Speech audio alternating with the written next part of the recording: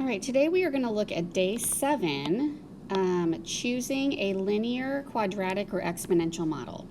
So what we're trying to do today is determine the data we're given. Is it create a linear equation? Does it create a quadratic or an exponential? And so we've learned the properties of all of these. So today we're just going to bring them all together and go over which one is which. So the way I have this set up at the top here, I've got linear, kind of highlight here, linear functions, exponential functions, and quadratic. And so what we're going to do is we are going to talk about what does a linear look like from an equation, what does it look like from a table, and a graph. All right, so that's kind of how I have this organized. So for equations, I want to kind of go across the page. So what I want to start with is the degree. So if it's a linear function, the degree is just 1. So it's x to the first power. Exponential function, think about it has the word exponent in it. So the degree I'm going to call x. Or the exponent is x. And then for a quadratic, the degree is 2.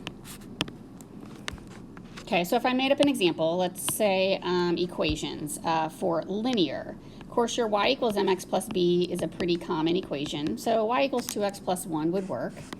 It could also be written in standard form.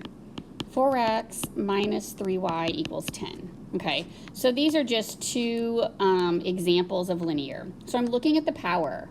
So I want you to see here, I'm going to go ahead and reinforce. This is x to the first. This is x to the first. So that is a linear function when the degree is just 1.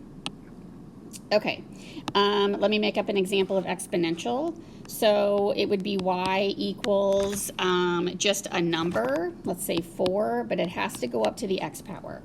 All right, so that would be, remember we did growth and decay with this. So the x power is what we're looking for.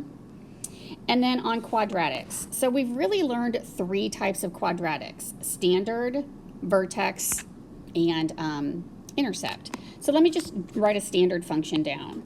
So y equals 2x squared plus 7x minus 1. Okay, so again, here is that power 2. So there's your degree of 2. So we simply need to look at the equation and look at the exponent to see which one it is. Okay, from a table. Let me kind of section this off here. So tables, I am going to go ahead and just write down the properties, and we're going to come back to this when we get to tables. So for a linear table, I want you to write common difference. Common difference. Okay, so we're going to look at the pattern here. So actually what I'm going to write over here on the side, pattern. Where it's all about patterns. Exponential is not common difference, it's common ratio. Okay, common ratio. Quadratic is common second difference. Common second difference. Okay. And like I said, it will be easier for me to go over this when we encounter an example.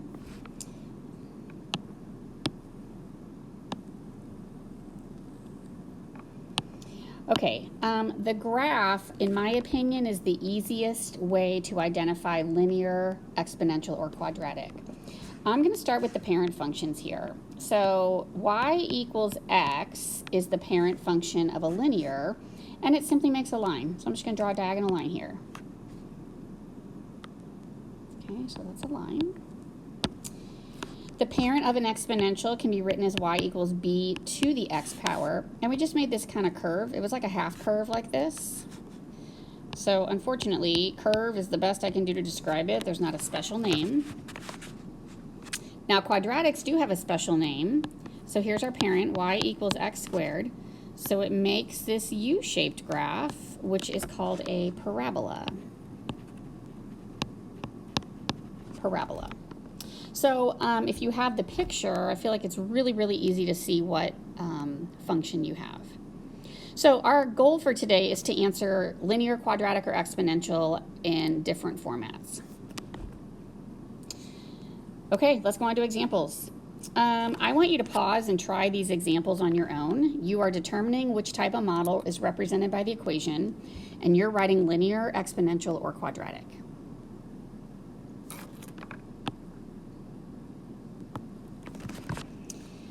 Okay, number 1, or letter A, is linear. I see x to the first. Number 2, I see x to the second. That is a quadratic. And in fact, I'm going to add one more piece here, just because we're in this unit. This is in standard form. I'm just going to write standard. So if you identify the ax squared plus bx plus c format, you have a quadratic. Okay, number 3, or letter C, I see power x. This is exponential.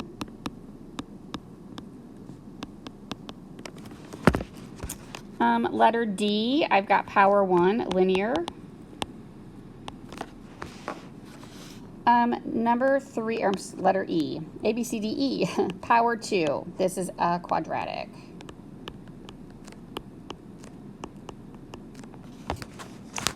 Okay, letter F. Now, you might say, well, I don't see the second power, but this is intercept form, okay? I see intercept form. This is quadratic. If I were to multiply all that out, I would see the quadratic. So intercept.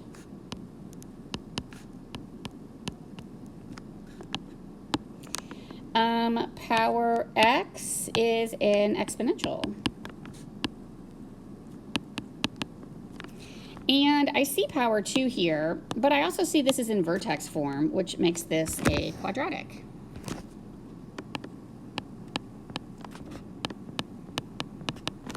So I'll just add one more thing here. I'll go ahead and say vertex form. So the more you can see those formats, the easier it will be for you to identify which format or which equation you have.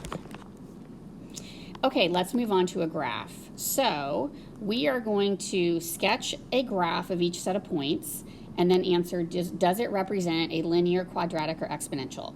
So go ahead and pause here, and I want you to plot carefully these ordered pairs, and we will talk about what we see.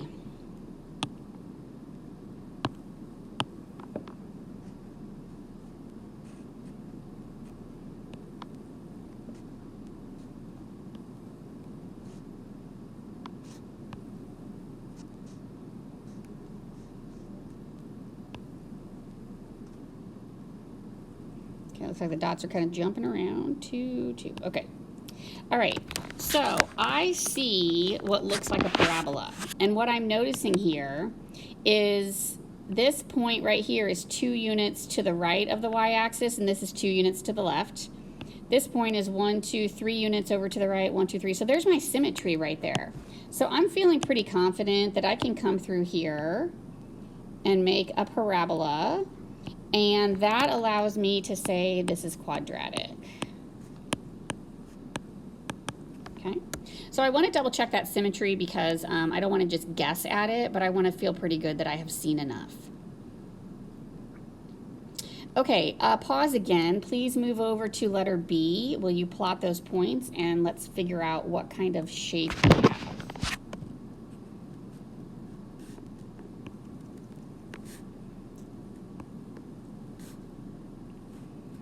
All right, 2.5 is, I'm going to put like about right there. 2, 2, about right here. Okay, now, at first glance, I think this might be a line, but it looks a little funny if I go just to try to draw by hand. Like, it's a little bit shy of that point. So let's, if I think it's a line, that means the slope should be consistent. So let's kind of do rise over run. So I'm just going to draw on the graph and not erase it. So this looks like from here, it's going up a half. Oh, I hate it when it does that. It's going up a half over 1 unit. Up a half over 1 unit. So I should keep going.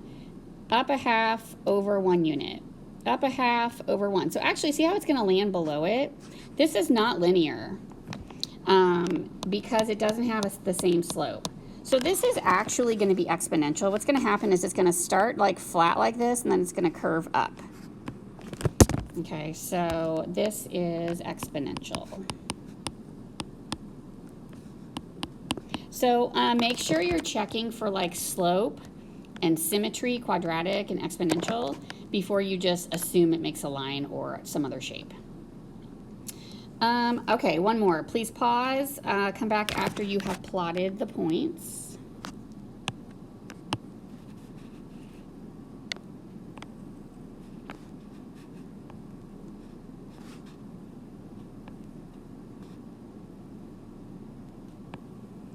Okay. Okay, looks pretty linear, but let's do slope again. So it looks like it's going up 2 over 1, up 2 over 1, up 2 over 1, up 2 over 1. All right, I'm in great shape. This is definitely a linear, a straight line because I have the same slope. Linear.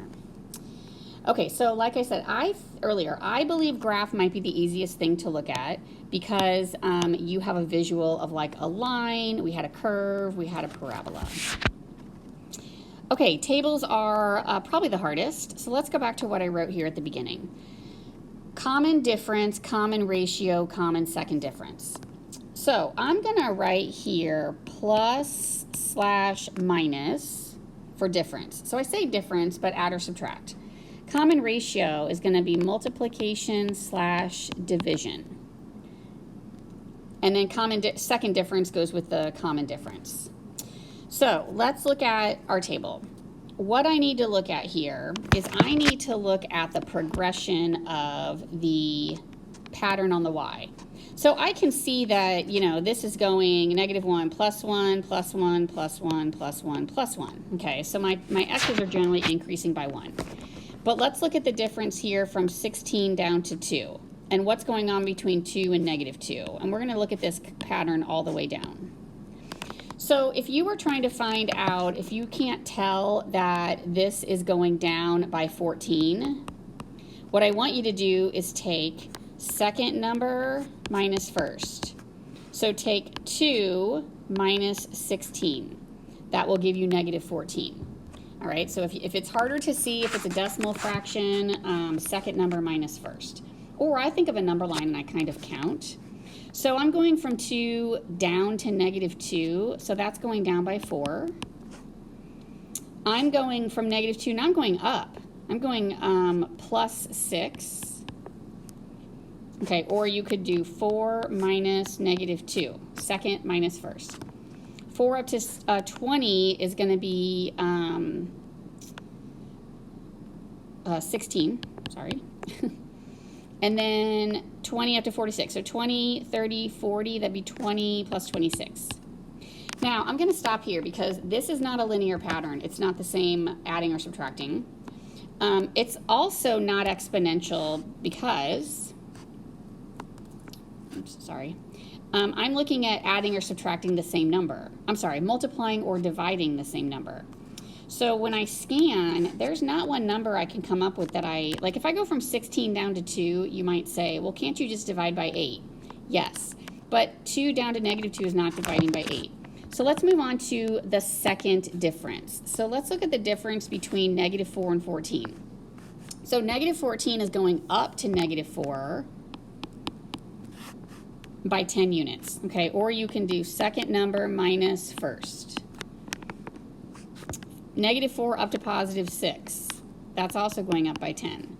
Okay, I'm getting the same number here. 6 up to 16 is going up by 10. 16 to 26 up by 10. Okay, so this right here is what we're looking for with second common difference. So this is a quadratic.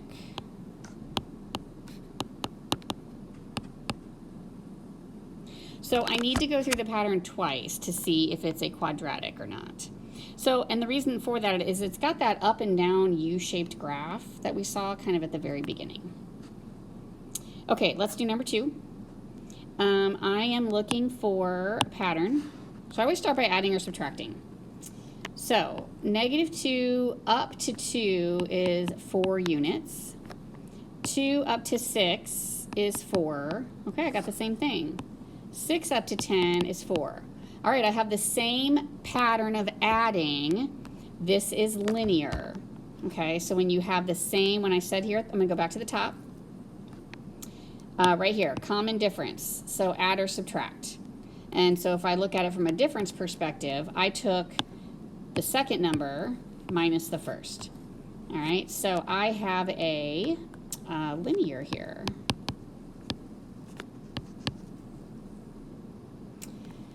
Okay, the second or third one, excuse me. Okay, I'm going to skip the fractions for a minute. I'm going to start down here in this region. So when I look at this, you could start by saying, well, this is going up by 2. This is going up by 6. So I can eliminate linear. Before I go on to quadratic and look for the second difference, let's look for multiplying or dividing because we haven't looked at that one yet. 1 to 3, 3 to 6. So what can I multiply by to turn 1 into 3? Well, that might be times 3. 3 times 3 is 9. Okay, let's check. Is 1/9 times 3 1/3? And it is. So what I would recommend is come up with a pattern elsewhere in your table and then test it on the fractions. 1/3 times 3 is still going to give me 1. So this is a common ratio. Multiply by 3 every single time. So this is exponential.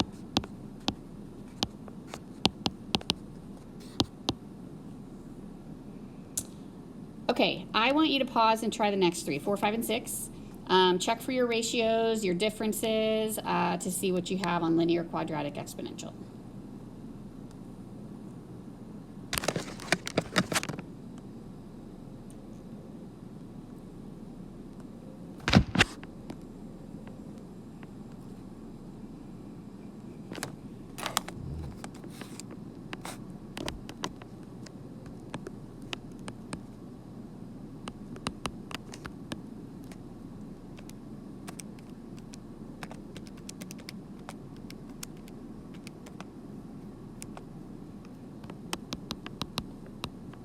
Okay, on this one, I always check adding, okay, and that doesn't seem to be working.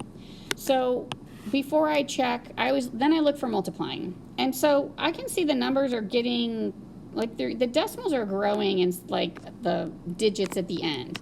So I'm going to check multiplication. So what I'm going to do to check what is 4 being multiplied by to get 4.4, I'm going to take second number divided by first. So the opposite of multiplication is division.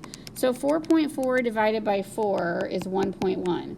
That means 4 times 1.1 gives me 4.4.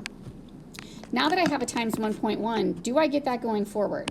So what is 4.4 times 1.1 equal? 4.4 times 1.1, I get 4.84. Look, that's in my table. Okay, so this is probably the pattern. Let's just keep going. So take 4.84, multiply by 1.1. What do you get? I get 5.324. There it is. Okay, and since I have it in my calculator, I'm just going to hit times 1.1. Make sure it works. 5.8564. Okay, great. All right, multiplying is exponential.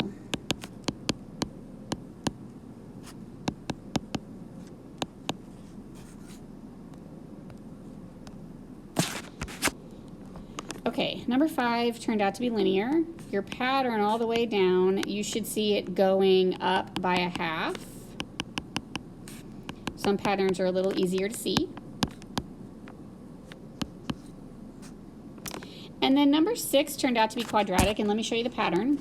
So it is going down, that's going down by negative 0.5 or negative a half. It's going down even further to negative 1.5. So 2, 3, 4.5, negative 2.5. 8, 4, 5, 6, 7, 8, negative 3.5. Okay, so then let's check the second. So if I go negative 0.5 down to negative 0.5, I've just really gone down by 1. Negative 1.5 down to negative 2.5. Okay, here's my same pattern. All right, so I had quadratic.